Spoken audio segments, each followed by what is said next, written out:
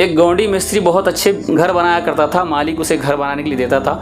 घर बहुत बनाया, मालिक उसे हमेशा काम दिया करता था। बड़े खूबसूरत, बड़े हसीन घर बनाया करता था, बड़ा अच्छा कलाकार था। बाद में उसकी उम्र ज़्यादा हो गई, 70-80 वर्ष की हो गई, तो मालिक से कहने लगा, मेरे मालिक अब मुझे बस रिटायरमेंट दे दो, वो ताकत नहीं रही जो मैं पहले करता था, अब मैं चंद दिन आराम करूँगा, बहुत थक गया हूँ। तुम्हारा हर काम किया, तुम मुझे खाली बिठाए नहीं, हमेशा काम देते थे, तुम जितने घर बोले मैं बना के दिया, 6-6 महीने में एक घर बनाता था, अब तक बनाया, अब मेरे हाथ से वो काम नहीं हो पा रहा है, बस अल्लाह के वास्ते मुझे रिटायरमेंट दे दो, मैं अब आराम करूँगा, अब आराम से बैठ जाऊँगा, बस अल्लाह को याद करूँगा। तो मालिक ने कहा, अच्छा एक काम करो, एक आखिरी काम करो, बस आराम करो बाद में। उसने कहा क्या काम करूं? तो बूढ़ा गौंडी कहने लगा क्या काम करूं? मालिक ने कहा एक आखिरी घर बनाओ, उसके बाद तुम्हें रिटायरमेंट दे दूंगा, आराम से जाके बैठो। उसने कहा आखिरी घर?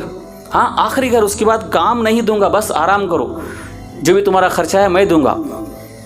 तो ठीक है, आखिरी घर बनाने के लिए कह रहा है, तो बड़ी मजबूरी से बगैर तवज्जो दिए आखिरी घर कि तो इसको तो बहुत घर चाहिए, चंद घर बेच दिया, चंद घर रखा है, बट घर का बड़ा शौकीन है, अच्छे घर बनाता है, मैं भी अच्छा कलाकार हूँ, बना के दिया, अब आखिरी घर कह रहा है। ये समझ के बगैर तवज्जो के, बगैर दिलचस्पी के ऐसे ही घर बना दिए, जैसे पहले खूबसूरत बनाता था गौंडी वैसा घर नहीं बनाया, तवज्जो नहीं दिया, केयरलेस करके घर बना दिया। बनाने के बाद आखिर में 6 महीने में नहीं 1 बरस के करीब हो गया, तो मालिक ने पूछा बहुत लेट हो गया, तो कहा क्या बूढ़ा हो गया, क्या करूं, अब वो ताकत नहीं रही, लो तुम्हारा घर तैयार हो गया, चाबी ले लो।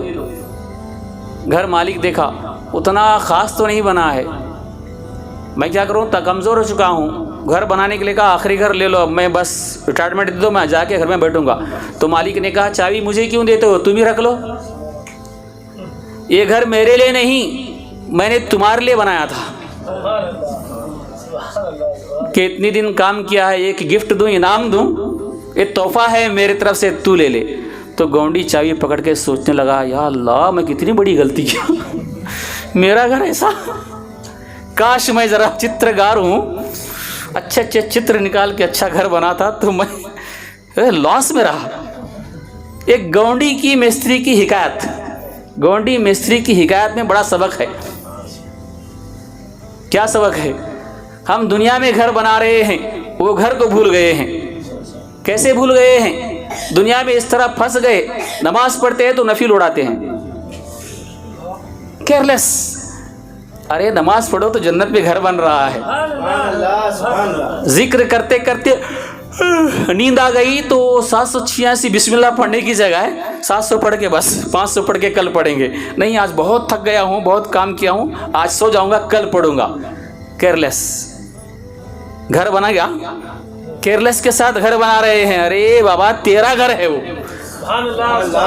जो दुनिया में तू घर बनाया वो सबको देके जाएगा, उसमें तू रहेगा नहीं, जहाँ तुझे रहना है वो घर ऐसे बनाएगा। अल्लाह ने तुझे कितनी कला दी, ए मिस्त्री, वहां घर बना। कुरान पढ़ना नहीं आता तो बस वजू करके कुरान को खोल के उसे बिस्मिल्लाह कह के उंगली फिराता जा, वो घर का पेंट हो जाएगा, फरिश्ते नक्शो निगारी करेंगे, प्लम्बर का काम हो जाएगा। अरे तेरी नजर देख नहीं पाएगी, दुनिया में ऐसा घर मिलेगा ही नहीं, वो घर तेरा होगा। नमाज पढ़, पूरी नमाज पढ़, जिक्र कर, उसके लिए वक्त निकाल, आने का देर से जाने का जल्दी, हमारी नमाज। तो पता चल रहा है कि नहीं वहां का घर कहते कितने केयरलेस के साथ हम बना रहे हैं, तवज्जो ही नहीं दुनिया के घर के लिए।